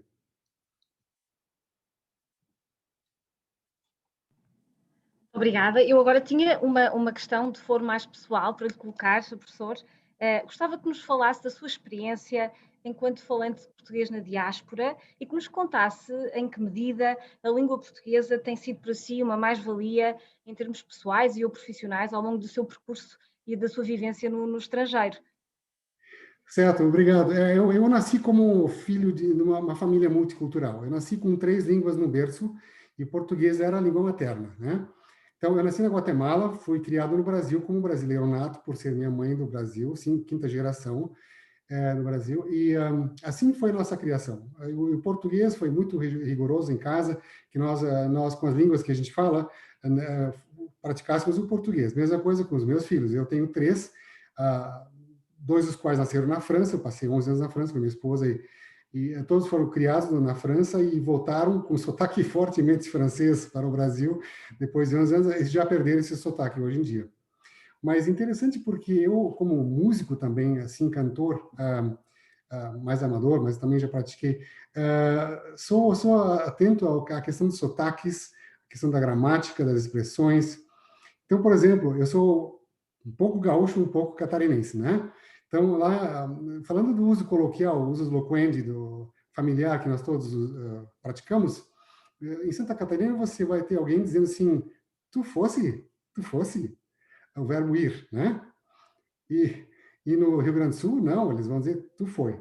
Mas quando eles não dizem tu foi, eles querem ser mais corretos, desculpa, eu não tô zoando aqui, mas é muito interessante, eles dizem, então, tu fostes? Então, é mais interessante. A questão gramatical, então, a crase é um dos maiores problemas que eu vejo no uso da crase, mas, enfim, são as questões. Então, o português, para mim, entre as línguas que eu falo, é a que mais tem, claro, está perto do coração, e me ajuda com toda a questão internacional. Eu, quando cheguei na França, um amigo me disse, olha, o português que eu li, o português tem o maior espectro fonético de todas as línguas. Eu não sabia desse dado, eu não sou linguista, né? Mas eu acho que é interessante porque, olha a nuance nasal da nossa língua, que pouco estrangeiro consegue fazer, né? E a questão musical, olha a profundidade e densidade profunda e charme do português. Quem não se emociona com Cesária Evora, né? Com a bossa nova, com o fado, com o MPB, a questão musical no português é fantástica. Então, esse lado, eu sempre faço questão, porque eu sou um building bridges, eu sou um construtor, me considero um construtor de pontes, um diplomata de universidade, assim, então eu sempre faço questão de alguma maneira ver de onde é que a pessoa interagir com isso e tal. Eu digo, eu sou do Brasil, falo português, também já morei na Europa e tudo mais, então é uma questão de uma língua que é falada por muita gente, eu acho que 280 milhões no mundo, e ela é bonita, vale a pena aprender, quem não conhece. Então, eu diria isso é meu lado pessoal aqui, muito ligado à música, e também aos escritores, né, que a gente leu também, né. Rita, posso dar só uma observaçãozinha bem pequena? É porque o professor Manfred falou, é porque eu sou de Santa Catarina, de Blumenau, então essa construção... Blumenau e Floripa são diferentes sotaques ali, bem interessante. Tu fosse aliás, em Florianópolis, eu acho que existe lá, em Florianópolis, uma forte influência açoriana de português. Sim, Florianópolis é bem mais interessante, o estado é colado no Rio Grande do Sul, você vê tanta diferença, né? Na paisagem, inclusive, o tipo das praias do Rio Grande do Sul e Santa Catarina, e a língua também, né? Bem interessante, mas isso é a riqueza desses países. Né? Exatamente. Obrigado. Sr. Professor, queria dizer mais alguma coisa sobre o professor Godofredo? Queria dizer mais alguma coisa ou era só mesmo para dar... Não, é porque eu transito essas duas coisas. A questão açoriana, o meu livro Marcelino, que foi publicado em Portugal também, que agora essa facilidade, os editores portugueses, brasileiros podem publicar em Portugal, tá uma coisa muito bacana aí acontecendo. E o Marcelino essencialmente, eu fiz uma pesquisa imensa sobre a cultura açoriana ali em Florianópolis, todo aquele litoral que vai de São Francisco do Sul, que é uma das primeiras cidades do Brasil, as pessoas mal sabem, sempre jogam para a Bahia, mas 1504 é São Francisco, e até Laguna, Santa Catarina, que é a terra de Anitta Garibaldi, que todo mundo conhece. Então, toda essa região é super sotaque açoriano, assim, total, costumes, hábitos culturais, tudo, a culinária, enfim. E a 50 quilômetros é Blumenau, 100 quilômetros é Blumenau, que o professor Manfred já tocou, que é outra culinária, outro sotaque. É lá que a gente diz, tu fosse, já visse a nova casa do fulano? Então, assim, era só para relembrar isso. É o transito entre dois mundos, apesar de estar no Rio de Janeiro há muitos anos, mas o objeto de pesquisa é sempre para lá. Obrigado, Marta, desculpa. Não, pelo amor de Deus, muito obrigada eu. Rita, vamos avançar? Vamos avançar. Eu não sei se o professor Manfred tinha ainda mais alguma coisa a dizer. Peço desculpa. Não, desculpa, eu que peço desculpas. Não, eu só queria dizer o seguinte, que nós estamos para assinar possivelmente dois MOUs, um com a Universidade do Sul Federal de Pesquisa e Inovação, e a Universidade do Minho, também estamos em conversa. É a minha universidade? Fico muito contente. Conversa aí, né? Fantástico, muito obrigada. Muito prazer, no nosso primeiro baile de gala aqui em 2019, quando tivemos o Portugal como o nosso tema aqui, né? Foi uma honra enorme e foi um grande sucesso, Foi muito bom estar presente. Muito obrigada, professor Manfred. Vamos então passar, Rita, para a nossa convidada seguinte.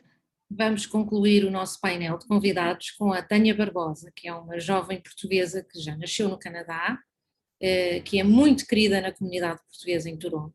A Tânia, entre outras coisas, canta e encanta, canta muito bem e é estudante de medicina forense. A Tânia teve a sorte de começar a aprender português em casa, com os pais e com a avó, não partilhou comigo. Nem todos os portugueses de Toronto da geração da Tânia tiveram essa sorte, até porque há um fenómeno com o qual eu já me deparei, já me foi contado por vários portugueses da geração dela, que é os pais, portanto a terceira geração, em que se acabaram por fazer de tutores aos pais que queriam aprender inglês através dos filhos. Houve aqui uma certa inversão de papéis, em vez dos filhos aprenderem português em casa com os pais, foram os pais que aprenderam inglês em casa com os filhos, o que se compreende, porque o inglês era uma ferramenta profissional para a geração dos pais da geração da Tânia, e sacrificou-se assim o português de uma geração. E eu pergunto à Tânia o que é que fez a Tânia escolher, então, o seu português já é suficientemente bom, porque é que quis investir mais e estudar português como minor na sua atual licenciatura na Universidade de Toronto, cujo major é medicina forense. Olá, desde já obrigada pelo convite. Eu acho que vem também de casa, como estava a dizer a dona Gina Barrata. Ter orgulho português, claro que é o essencial, é o início. Falando em casa, os meus pais sempre disseram que o português é uma má-valia para a vida profissional, como também tivemos a falar. E de fato eu estava a ver um estudo feito em 2020 que o português, aliás, é uma das 10 línguas mais faladas de volta do mundo, ficam em 9º lugar, e isso é uma coisa muito importante e também dá muito orgulho a quem fala português, e também é uma vantagem entrando na carreira profissional.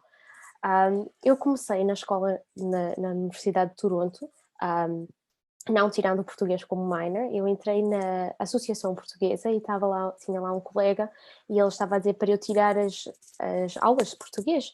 E eu estava assim um bocadinho, não sabia se devia tirar ou não. Eu já tinha tirado algumas aulas portuguesas numa escola em Mississauga e eu entrei, estava no 7º ano e a minha aula era metade de 7º e 8º, e eles começaram por nos ensinar os números de 1 a 10 e isso era uma coisa muito básica que eu já tinha aprendido em casa e aliás para mim não justificava estar no 7º ou 8º ano a aprender isso. Tentámos aumentar o nosso nível e eles disseram que não, tínhamos que ficar no que estava escolhido por nós. Então, começando, tirei proposta do meu amigo, ele disse que íamos tirar os dois juntos um curso de português, e eu adorei. O meu primeiro curso foi com a professora Luciana Graça, e de facto aprendemos gramática, aprendemos a estrutura de uma frase, começámos a ler livros, começámos a aperfeiçoar a nossa escritura, e foi daí que eu comecei a querer aprender mais, e tirei curso após curso e iniciei o meu minor em português.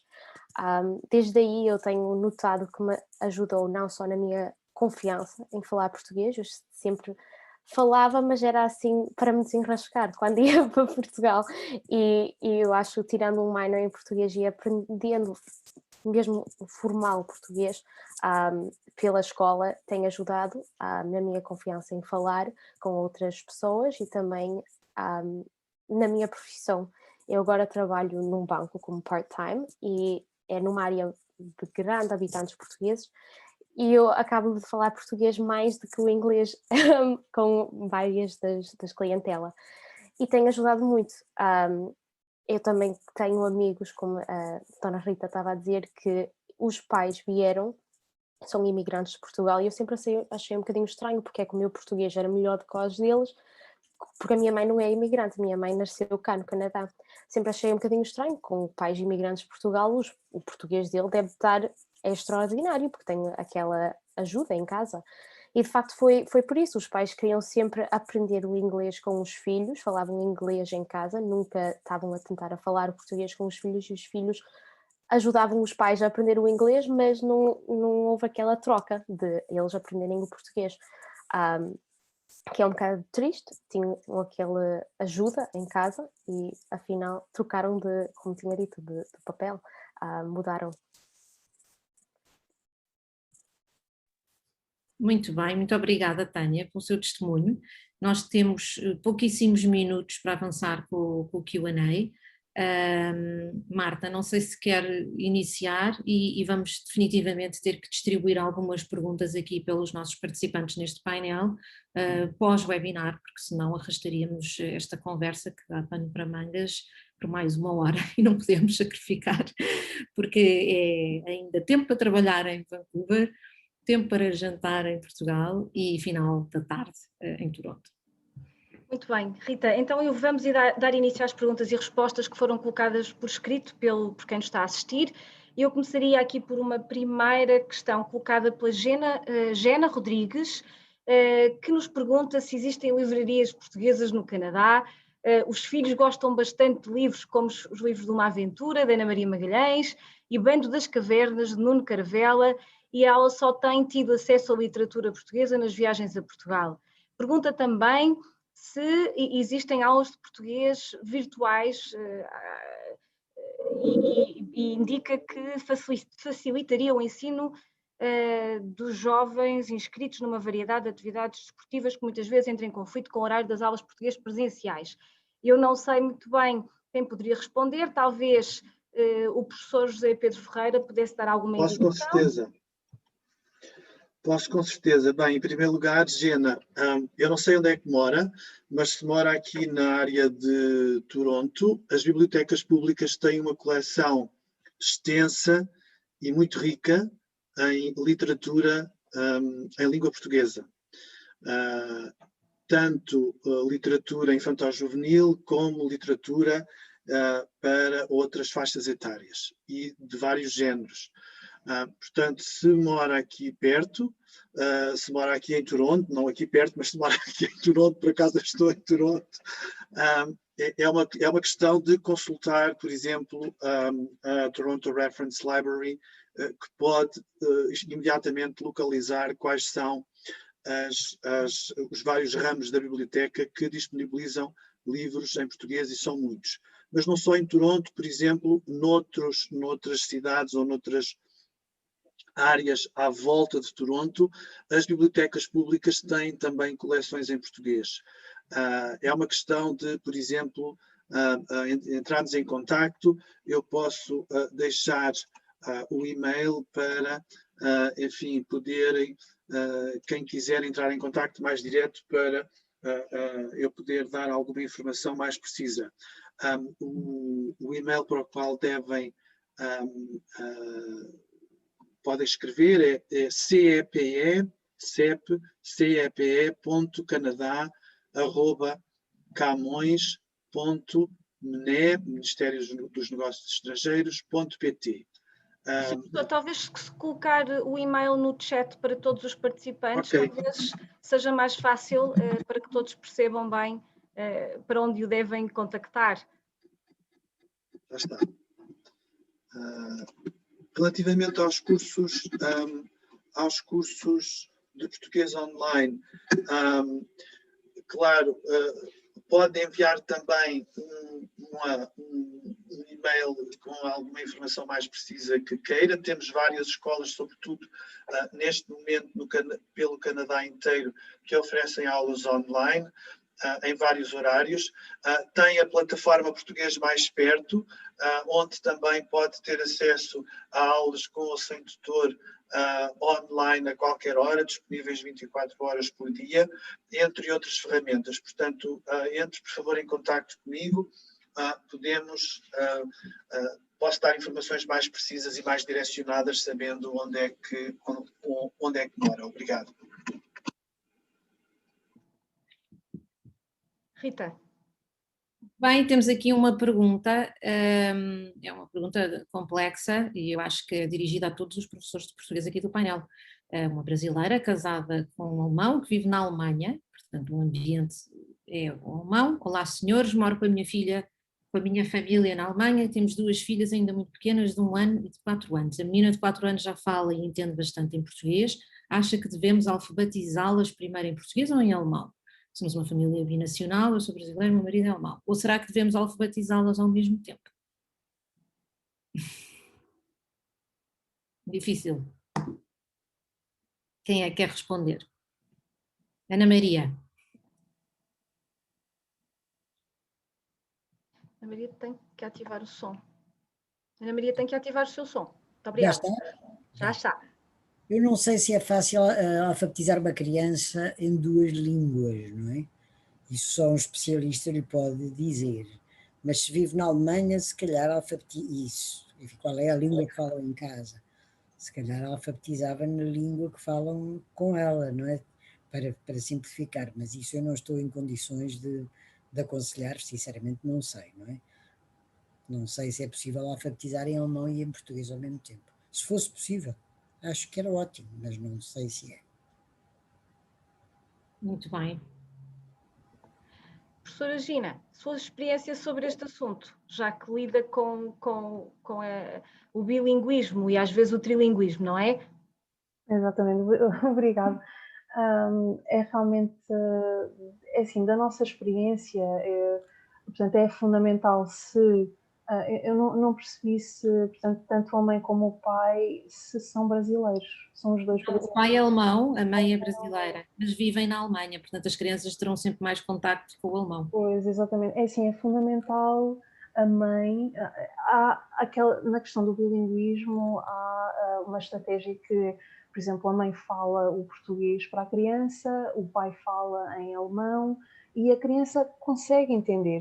Há de haver um período em que não é, estará um bocadinho confusa, mas depois entra na escola e vai, portanto, apanhar o alemão e vai consolidar portanto, a língua alemã. Mas é fundamental esse contacto em casa da mãe que fala o português e que passa essa herança cultural e linguística para a criança, porque depois ela vai estar exposta ao alemão só, não é? Praticamente. Portanto, é fundamental o falar com ela em português. Está aqui o professor Manfred a dizer que foi exatamente assim que ele cresceu. Foi. Exato.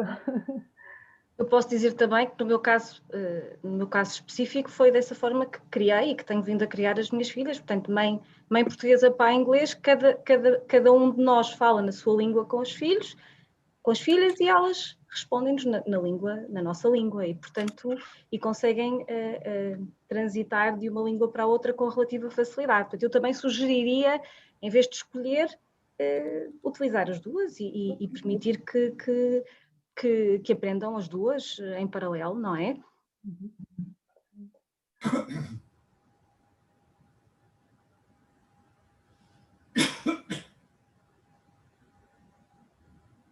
Muito bem. Marta? Eu sugeria, e uma vez que o tempo já, enfim, passou a uma velocidade impressionante, eu sugeria que todas as outras questões que nos foram colocadas irão ser respondidas depois de terminar o webinar, se concordarem, e passaríamos para a nossa fase final. Eu iria convidar o Cônsul-Geral do Brasil em Vancouver, o embaixador Silvio Albuquerque, para nos deleitar com a leitura de um poema à sua escolha e eventualmente dizer umas palavras, se assim o desejar. Silvio, tem a palavra. Muito obrigado, Marta. É um grande aprendizado, tenho a certeza de que, para mim, para o embaixador do Brasil em Ottawa e para todos os brasileiros e portugueses que estão assistindo a esse evento, é algo muito enriquecedor, sobretudo para quem tem filho em idade escolar, e perguntas muito recorrentes que nós ouvimos aqui de brasileiros que criam filhos na nossa jurisdição foram respondidas de maneira muito técnica e leve por todos os participantes. Então, eu agradeço muito aos organizadores do evento, aos embaixadores do Brasil do Brasil e de Portugal em Ottawa, e agradeço também a você, Marta, pela coordenação e pelo convite para que eu lesse um poema. Bom, é um desafio, porque eu gosto muito de poesia, então fiquei pensando em que poema ler.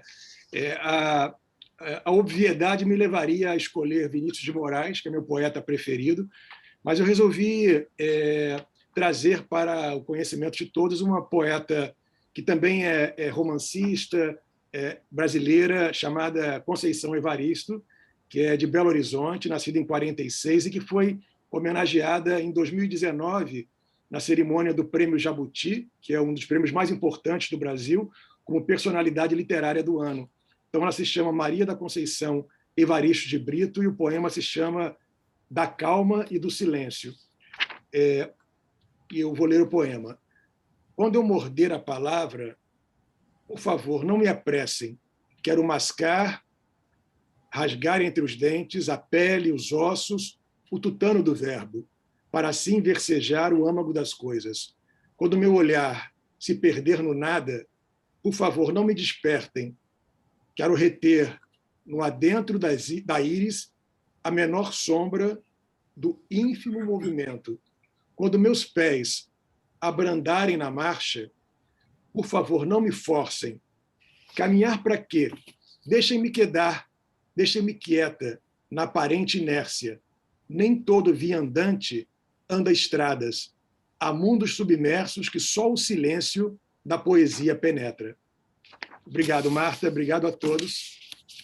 Parabéns, Silvio Albuquerque. Muito bom, muito bonito. E o texto da Conceição maravilhoso. Muito emocionante tudo isso. Parabéns, hein? E obrigado por nos proporcionar essa leitura magnífica. Obrigado, professor. Obrigado, Silvio. Foi fantástico. Fiquei arrepiada e é bom que a língua portuguesa nos deixe assim a todos.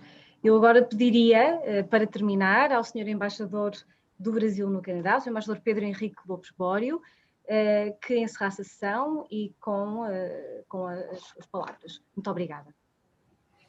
Muitíssimo obrigado, é um prazer muito grande para mim encontrá-los a todos hoje. Me lembro até hoje do dia em que o João da Câmara me telefonou e disse: vamos fazer o Dia da Língua Portuguesa. Isso me trouxe de volta lembranças muito caras de fazer eventos similares na Califórnia, junto com Nuno Matias, Maria João, cônsules e colegas lá em São Francisco. E hoje foi uma descoberta muito agradável. Vários aspectos, por exemplo, ver a absoluta modernidade da professora Ana Maria Magalhães, totalmente sintonizada nas possibilidades da tecnologia, das redes sociais, dos vídeos. Eu acho que foram observações interessantíssimas. Estou completamente convencido de que é preciso usar esses recursos todos. Achei também muito interessante o professor Godofredo nos comentando do acordo, que, francamente falando, eu acho que provoca muito mais barulho do que a substância em si justifica, de uma lógica óbvia que o acordo e a unificação são importantes para que a indústria editorial possa evoluir, para que a presença do português nos organismos internacionais avance. Enfim, as observações, todas as observações das professoras, da aluna, da Tânia, que, aliás, não tem sotaque nenhum, fala português absolutamente perfeito, ou seja, os pais fizeram, com certeza, um belíssimo trabalho, e ela também, de manter a língua. Eu acho que eu vou fazer uma provocação, que é a seguinte: nós deveríamos fazer vários dias da língua portuguesa mais, para tratar dessas questões ao longo do ano, porque surgem pontos de interesse.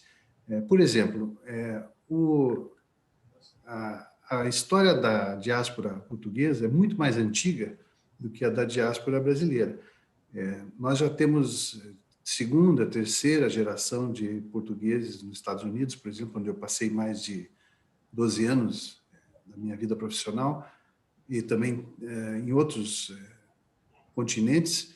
E então o Brasil tem muito a aprender com Portugal, inclusive, sobre essa questão da redescoberta da língua, porque a nossa diáspora é uma diáspora muito mais recente.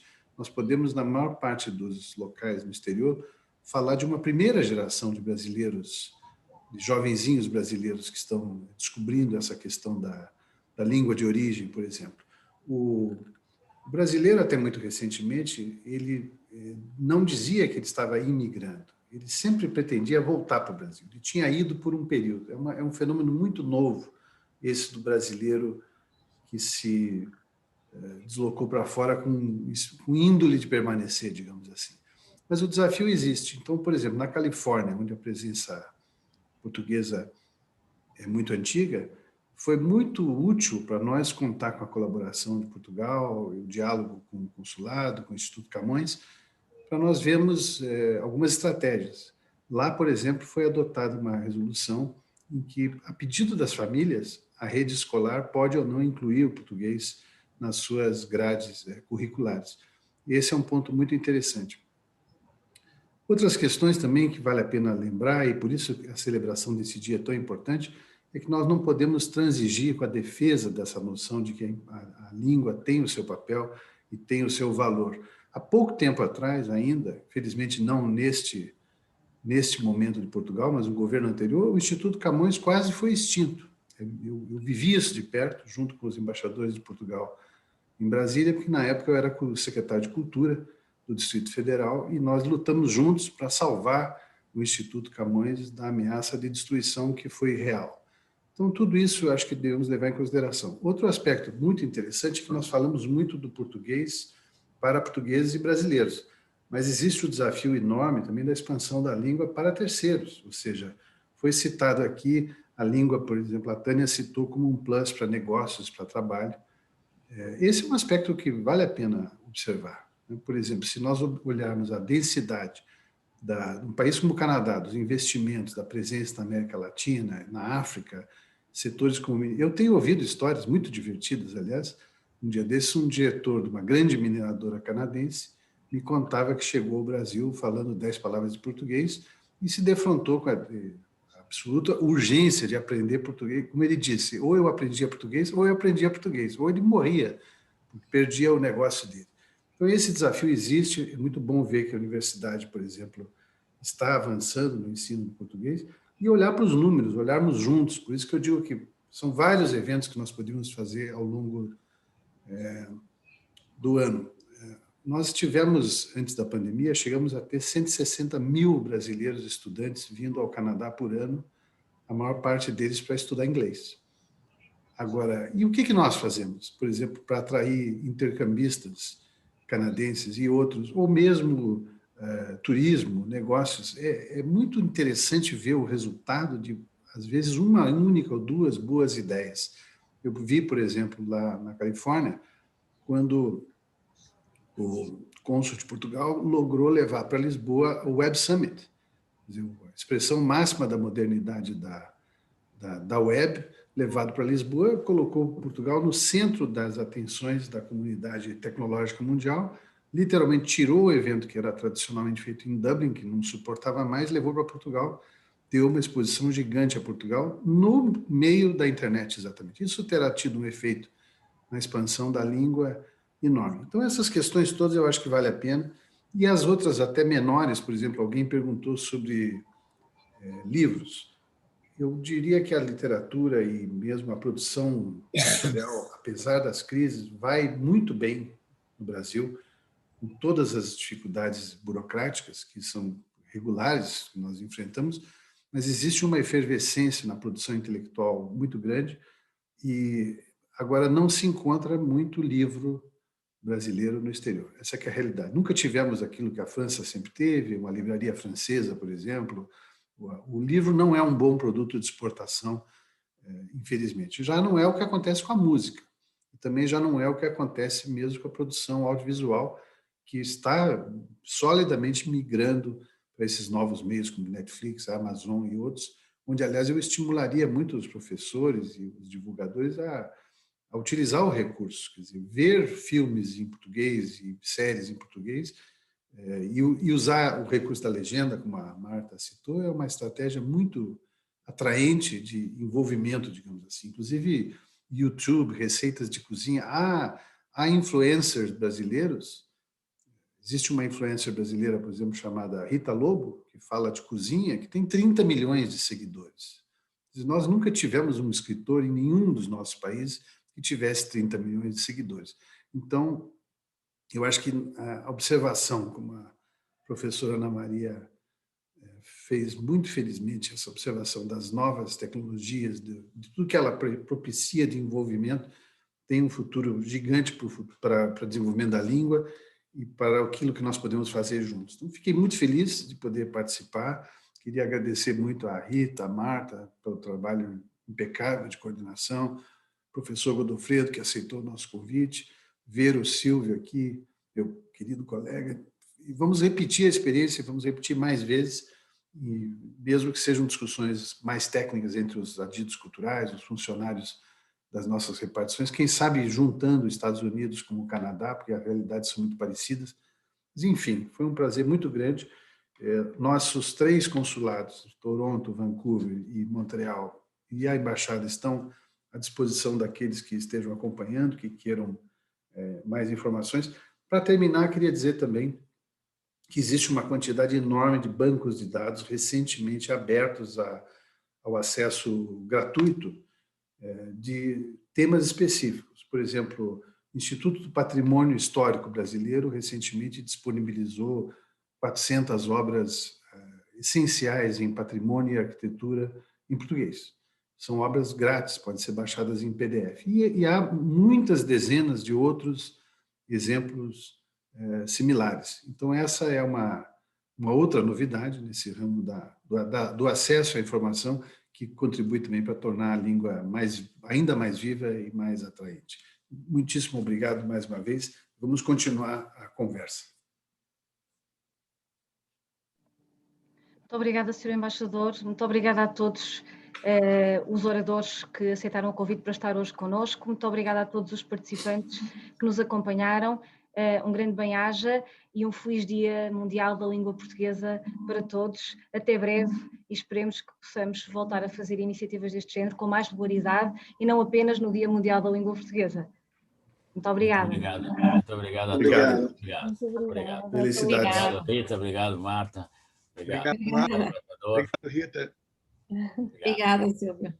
Obrigada, gente. Beijo para todos. Obrigada, muito obrigada. Beijos e abraços virtuais. Obrigado, Rita, pela atenção sempre. Obrigada. Bom, professor.